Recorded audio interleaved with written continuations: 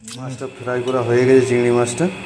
এবার মালাইকারির জন্য সব কিছু রেডি করছি, তো আপনারা দেখতে থাকুন। চিংড়ির মালাইকারি করার জন্য এটা হচ্ছে টমেটোর পেস্ট, এটা হচ্ছে পেঁয়াজ পেস্ট, এটা হচ্ছে আদা রসুন পেস্ট, আর এটা হচ্ছে লাল কাশ্মীরি চিল্লি গুঁড়ো, আর এটা যে চিংড়িগুলো ফ্রাই করে রেখেছিলাম সেইগুলো।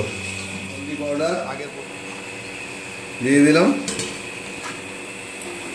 পাউডার দিয়ে দিলাম,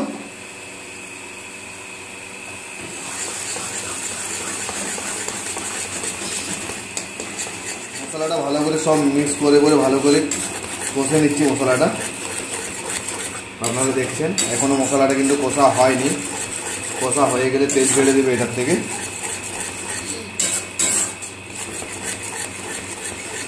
এখানে টমেটোর সস এটাতে দিয়ে দিচ্ছি, আপনারা দিতেও পারেন নাও পারেন।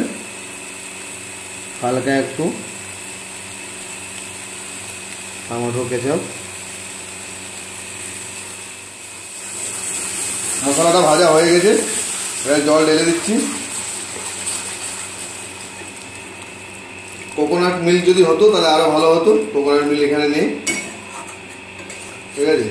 কাজু পেস্ট এরপর দেওয়া হবে, এটা ফুটে গেলে দিয়ে দিচ্ছি।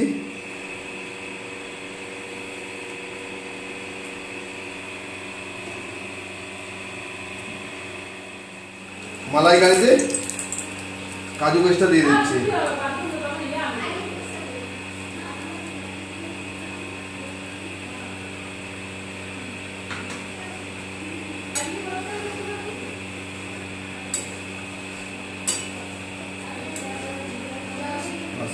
একটু ফুটিয়ে নেবো, কাজু পেস্টটা দিয়ে পরে রেডি হয়ে গেছে মালাইকারি। গরমা গরম ভাতের সাথে এবারে খেয়ে নেবো।